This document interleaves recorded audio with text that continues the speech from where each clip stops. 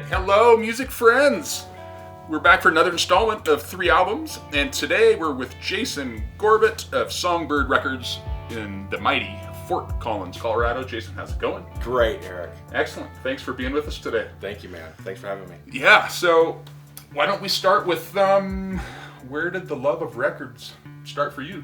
So I was 3, and my grandfather gave me a little record player and an album. It was Peter and the Wolf on one side, and it was Fantasia on the other. Wow. And I was mesmerized. You know, the way that needle could go in those little bitty grooves and produce that kind of magic. And I was bit. Okay, rad. All right, so fast forward then. How do you get from there to owning a record store in Colorado? Well, this was the 70s when I was little, and I would order records off TV. And so, I think Roger Whittaker, and then I graduated to Elton John, and then I got into classic rock, Beatles, Stones, Who, Clash. Then I went left. All my friends went into like heavy metal. I went into punk. Okay. And so Clash, I'm still a huge Clash fan. Yeah. It's good to hear. Yeah. Right on. All right, well, let's move on to the premise of the show. We're going to start with album number 1, and that would be an album that you think everyone should have in their collection. Eric, everybody should have Van Morrison Astral Weeks. Ooh. Okay, so this album is sublime. This will put you in the stratosphere. Okay? It is beautiful. It is poetic. It's tight and loose at the same time. So Van went into the studio. He picked some of the best jazz musicians, right? And got them into the studio. I think he had the lyrics, and he had an idea for how he wanted the melodies to go. But he gave the musicians a lot of bandwidth to what they were going to bring into every song. Wow. So they're improvisational, and it's almost it's zen. It's moving. If you listen to the lyrics, he's telling these deep stories. I have loved it. It's been one of my top 5 since my first listen 30 whatever years ago. Is that his first record? Mm-mm. No. He had put out some stuff before, but I think what happened was this was his high water mark. I mean, a lot of people love Moondance and Brown Eyed Girl, and I do too. But what happened with this was it was one of those absolute perfect moments in rock history where everything came together and made the absolute perfect album. Is there a hit single from this album that people might know? Not really. I mean, that's what's really interesting. There's 8 songs on here, and every song is phenomenal. Astral Weeks, it's 7 minutes long, so they wouldn't have played it on the radio. Right? That probably would have been a radio hit. Sweet Thing, people might have known. Cypress Avenue. Madam George Will Break Your Heart. Yeah, I'm not super familiar with that record. I recognize the single, the songs, Brown Eyed Girl, everyone knows those, but this album I don't know, so I'll have to check it out. Yeah, it's a little sleeper, but it's one of the greatest of all time. Cool. Yeah. Astral Weeks, 1968. Love it. Yep. All right, sir. Van the Man's best.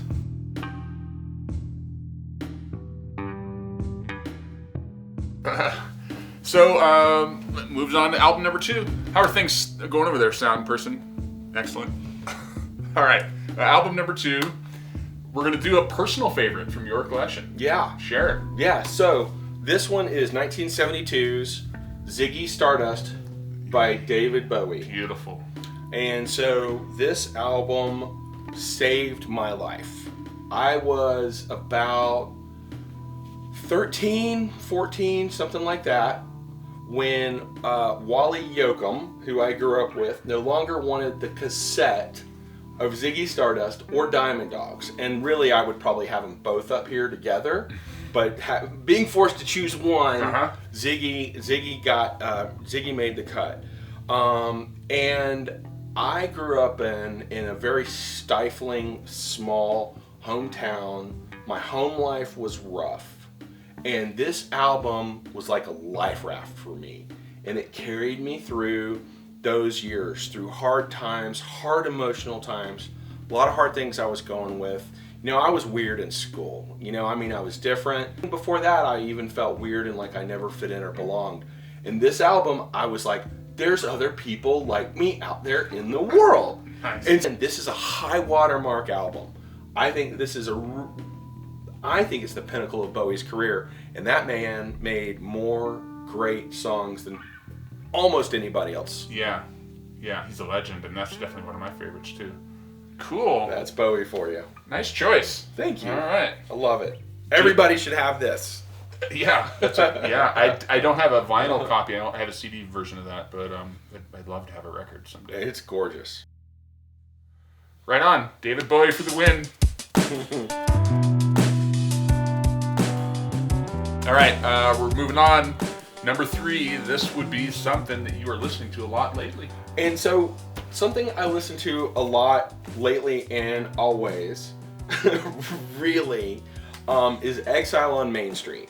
Oh, nice. And so, again, 1972, which I think 1972, this is interesting, high watermark for rock and roll in 1992. 2 phenomenal years for rock and roll. Because of grunge and stuff in the 92. Yeah. So if you look at the list of albums that came out in 72 and 92, it is shocking how many hit records came out in those 2 years. Wow. And this was one of them in 72. Huh? In 72. So Exile on Main Street.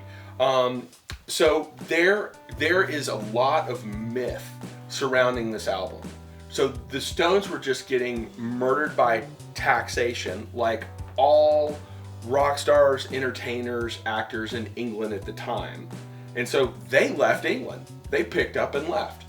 And I didn't know that. Yeah, Keith Richards rented a mansion outside of Marseille on the southern coast of France called Nel Cote. Big old mansion right on the water. And it was a freak show. It was a carnival. I mean, there were like drug dealers and hangers-on and journalists and friends and musicians, and they would crash there. And they would just be like coming and going all the time. Mick had just gotten married to Bianca, and they stayed at like a hotel kind of near. But Keith hung out a lot with Graham Parsons. So Graham Parsons and the Flying Burrito Brothers. Mm-hmm. Graham Parsons, who innovated a lot of the country rock sound that we listen today. Now, Graham died a long time ago, maybe around this time, not long after. But Graham was hanging out with Keith at Nel Cote. And they were doing a lot of heroin, but they were also, Graham and Keith were working on alternative guitar tunings. And when you hear like Gimme Shelter, the way that riff starts out, right? It's like nothing you've ever heard before. Mm-hmm. So that's the level that Keith's on that I don't think a lot of people realize. I think he's just like, he's a junkie. He's whatever, rock and roll, casualty or whatever. Sure. No, this guy is a genius, right? And then there were so many hits that came out of this.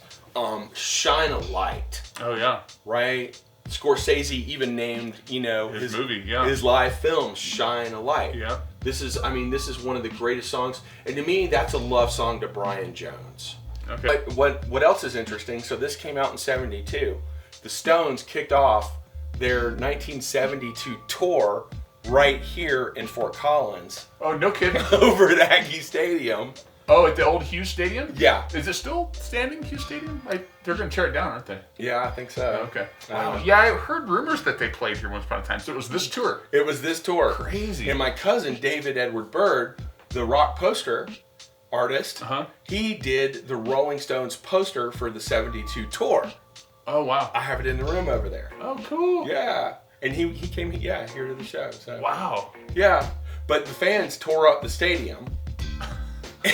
And CSU sued the Stones. No way. And the Stones said, yeah, we're never coming back. And a whole bunch of other people said, yeah, we're never coming back. Oh my God. So that was sort of like a high and low watermark. You're a scholar when it comes to Stones. And we haven't had anybody talk Stones yet on this show, so I'm stoked for that. It was time. It was time, yeah. Well, when you say classic rock, this has got to be one of the top 2 or 3 bands that comes to mind, right? Yeah. Stones, Beatles, Zeppelin, Floyd. It's just Those are your big four. They're the heavies, yeah. Yeah. When I lived up in Coal Creek Canyon, I would open all the windows in my house. And turn it up? And I would blare it. Shine a light as loud as, That's so great. Yeah, until I got complaints. I mean, that's what I've always done is I just really crank stuff really loud. Yeah, well, some records you just have to. Yeah. I mean, that's the only way to hear them. That's how you hear everything. Yeah. So that does it. Jason, thank you. Thanks, Eric. Yeah. Thanks for having me. Yeah, man. It's a learning experience. And I think the fact that you've been a writer and a music journalist helps. You're very well spoken about these records. I learned a ton. Appreciate it. I love doing it, man. Yeah. Thanks. Thanks for watching, you guys. Click subscribe for more music videos. And that does it. Bye-bye.